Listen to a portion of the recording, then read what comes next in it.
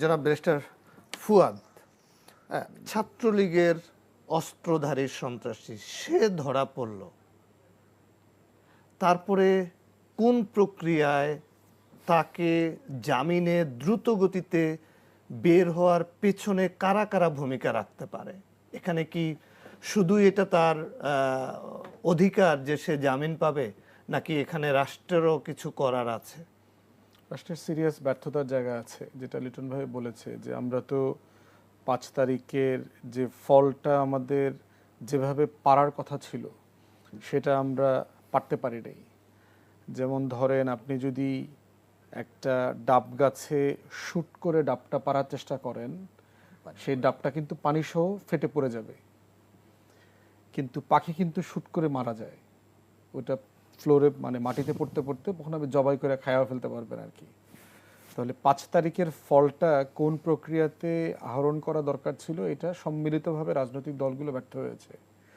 যেটা প্রয়োজন ছিল রাজনৈতিক দলগুলোর নেতৃত্বে সরকার গঠন প্রক্রিয়া শুরু হওয়া, সেটা না হয়ে এটা আপনার ক্যান্টনমেন্ট থেকে বঙ্গভবন হয়ে 72 সালের সংবিধানে ঢুকে গেছে, মানে টোটালটা আওয়ামী ফ্রেমে ঢুকে গেছে। এখন আওয়ামী ডিমের বক্সের ভিতরে ঢুকে আমরা সবাই বলার চেষ্টা করছি যে আমরা গণ অভ্যুত্থানের পক্ষে শক্তি, কিন্তু ওটা হচ্ছে ওই মুরগির ডিমের বাচ্চার মতো, যে আসলে আওয়ামী ওই ওই বাসাটার ভিতরে বাস করে, বাসায় বসবাস করে সে প্রত্যেক দিন কিচিরমিচির করে বলছে আমি কিন্তু গণ অভ্যুত্থানের পক্ষে শক্তি, অথচ সে দেয়ালটা ভাঙছে না। তাহলে আমরা গণ অভ্যুত্থানের পক্ষে যারা ছিলাম গত 5 থেকে 8 তারিখের ভিতরে আমাদেরকে আমাদের ছাত্র যে শক্তি ছিল তখনকার বৈষম্য বিরোধী ছাত্র আন্দোলন, রাজনৈতিক দলগুলোকে পরিকল্পিতভাবে একটা ফেইল্ড স্টেটের দিকে নিয়ে যাওয়া হয়েছে, এবং এই গণ অভ্যুত্থানের ফল যেন সম্মিলিতভাবে আমরা নিতে না পারি সেই আয়োজনটা করা হয়েছে। এবং এই আয়োজন আমাদের ইতিহাসে এর আগে আরও কয়েকবার করা হয়েছে। তো সেই জায়গাতে আমরা বোধ করছি যে আমাদের একটা সম্মিলিত ফেইলিয়ার আছে, যে আমরা জাতীয় সরকার করতে পারি নাই। আমরা যদি সব দল মিলে সেদিন প্রফেসর ইউনূসের নেতৃত্বে টেকনোক্র্যাট এবং পলিটিশিয়ান মিলে একটা জাতীয় সরকার করতাম, প্রয়োজনে 31 দফার উপরেই হইতো, দফা আরও বেশি কম হইতে পারতো, তাহলে এই সংস্কার কমিশনও করা লাগতো না, সংস্কারের জন্য আগামী পার্লামেন্টের উপর ভর করাও লাগতো না। 3 থেকে 5 বছর আপনি পুরো আওয়ামী ফ্যাসিবাদ মুক্ত পরিষ্কার পরিচ্ছন্ন অভিযান করে কাজগুলো করতে পারতেন।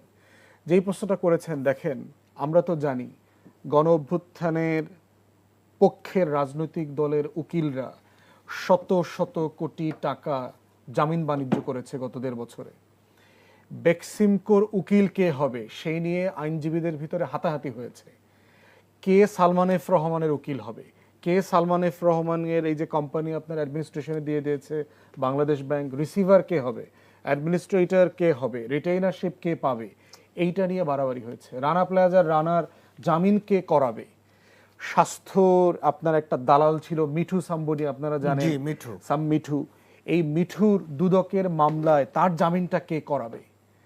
অতএব এই প্রতিযোগিতা আমরা দেখেছি, এবং এই যে গুন্ডার কথা বললেন যাকে নিয়ে এখন আলাপ হচ্ছে, র্যাবের মামলায় সে যা আপনার গ্রেফতার হয়েছিল, তার মামলার জামিনও করেছে বাংলাদেশে একটা বড় রাজনৈতিক দলের একজন বড় আইনজীবী নেতা, যিনি কদিন পর নির্বাচন করবেন। এবং এই রকম অনেক আইনজীবী নেতাকে আমরা জানি যারা আওয়ামী লীগের চিহ্নিত শত শত সন্ত্রাসীর জামিনের ডিল করছেন, শত শত কোটি টাকায় ডিল করছেন, এবং এই ডিলের সাথে পুরোটা আছে কোন কোর্টে মামলা যাবে, সেই জাজ, মোহরি, ক্লার্ক, উকিল, কোন চেম্বার ডিল করবে, এই পুরো প্রসেস, এবং প্রিজন থেকে কিভাবে কয় তারিখে কোন দিন বের হবে, এই পুরো প্রসেস পাসপোর্ট রেডি করে সীমানা পার করে দেওয়া পর্যন্ত কন্ট্রাক্ট, এবং বড় বড় রাজনৈতিক দলের নেতাদের চিহ্নিত গাড়িতে করে করে সীমান্ত পার করে দিয়ে আসা হয়েছে। কদিন আগে দেখেছেন দুদকের চেয়ারম্যান একটা ইঙ্গিতে কথা বলেছেন যে আওয়ামী আমলের লুটের টাকা কারা শেল্টার দিয়ে বাইরে পাচার করেছে তাদেরকে ভোট দিবেন না, এরকম একটা কথা বলছে সে, দেখবেন।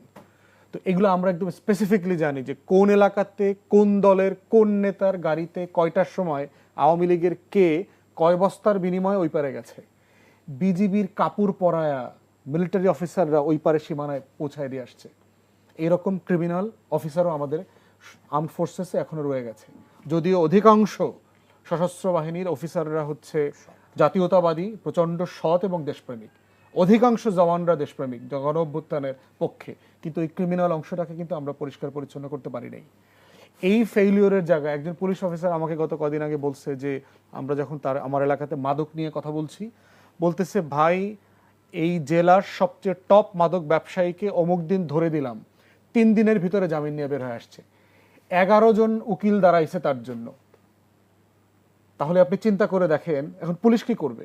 আপনি নিজেও তো একজন আইনের লোক, কি বলবেন তাহলে নীতি নৈতিকতা দলীয় অবস্থানটা কোথায় থাকে? তা ওয়েল দেখেন, আমার চেম্বারেও অনেক বিগ শট আসছে, বাংলাদেশের অনেক বড় বড় কোম্পানির ডিল নিয়ে আসছে, তাদের রিটেইনারশিপ, তাদের মামলা মোকদ্দমা করছি না তো, রিটেইনারশিপ নেই না নেওয়াতে কি হচ্ছে, আমাদেরকে অভাবী জীবনযাপন করতে হচ্ছে। যে আমাদের এখন ক্যারিয়ারের পিক টাইম, আমার তখন অনেক টাকা ইনকাম করার কথা, কিন্তু আমি তো অনেক টাকা ইনকাম করতে পারছি না। এখন প্রশ্ন হচ্ছে যে আপনি আসলে কি ধরনের জীবন বেছে নেবেন, সেটা তো মূল্যবোধের ব্যাপার। ওই যে ক্রিমিনাল লাইফস্টাইলের কথা বলছেন না, যে আপনি একটা ক্রিমিনাল আওয়ামী লাইফস্টাইল বেছে নেবেন কিনা, কারণ এগুলো হচ্ছে আওয়ামী চরিত্র, যে দল করেন। খাইসলতে আপনি আওয়ামী লীগ, আপনি আওয়ামী আইনজীবী, আসলে আপনি আওয়ামী দুদক কর্মকর্তা, আপনি আওয়ামী কারা কর্মকর্তা, আপনি আওয়ামী জাজ। এবং দেখেন এখন সুপ্রিম কোর্টের চিফ জাস্টিস রিটায়ার করছেন আগামী 1-2 সপ্তাহের মধ্যে। কোর্টের একজন ক্রিমিনাল এবং করাপ্ট জাজকে একটা বড় দলের পক্ষ থেকে লবি করা হইতেছে, কারণ সে সিনিয়র, তাকে চিফ জাস্টিস বানানোর জন্য। Highly corrupt. এখন আপনি তাকে সুপারসিড করা যাবে না, এখানে নৈতিকতার জায়গাটা কোথায়? সুপারসিড করা যাবে না, তিনি মোস্ট সিনিয়র যদি মোস্ট করাপ্ট হয়, ক্রিমিনাল হয়, আওয়ামী দোসর হয়, তাকে আপনি চিফ জাস্টিস করবেন? Practically possible. দুদকের মামলাতেও একই অবস্থা আমরা দেখতে পাচ্ছি, পুরো ক্রিমিনাল সিন্ডিকেট, দুদকের অ্যাপয়েন্টেড প্রসিকিউটর, মানে তার পক্ষে লড়ার যে আইনজীবী, তিনি পর্যন্ত কম্প্রোমাইজড হয়ে একসাথে ডিলের অংশ নিচ্ছেন। এই রাষ্ট্রটা এত পচে গেছে ভিতর থেকে, মানে এই রাষ্ট্রের কানা খন্দকে শুধুমাত্র মির্জাফর আর ঘসেটি বেগম, তারা আজাদির পতাকা, লাল সবুজের পতাকা নিয়ে নিয়ে ঘোরে, কিন্তু আপাত মস্তক তারা হচ্ছে একটা জীবন্ত ইবলিস। মির্জাফর, জগৎ শেঠ, উমিচাঁদ, রায়দুল্লভেরা, এরা প্রতিদিন এই রাষ্ট্রকে পলাশির মতো করে, লেন্দুব দর্জির মতো করে বেঁচে দেয়, কিন্তু তার সে লাল পাসপোর্ট, মানে বাংলাদেশি পাসপোর্ট, লাল রঙের ডিপ্লোম্যাটিক পাসপোর্ট ক্যারি করে সে ঘোরে। এটা হচ্ছে আমাদের মিস্টার ফুয়াদ, আমি একটু রনি আপনার কাছে জানতে চাইবো যে এই দেয়াল তাহলে ভাঙবে কে? বড় বড় রাজনৈতিক মতাদর্শের আইনজীবীরা, সরকারি কর্মকর্তারা যখন এই ধরনের অনৈতিক বাণিজ্যে নামে, তখন এই দেয়াল আসলে ভাঙবে কে? এই প্রশ্নের উত্তর আমি আপনার কাছ থেকে নিব। আমি একটা বিরতিতে যাচ্ছি। দর্শক, আপনারা দেখছেন সংলাপ প্রতিদিন, আমরা যাচ্ছি আরও একটি বিরতিতে, আমাদের সঙ্গেই থাকুন।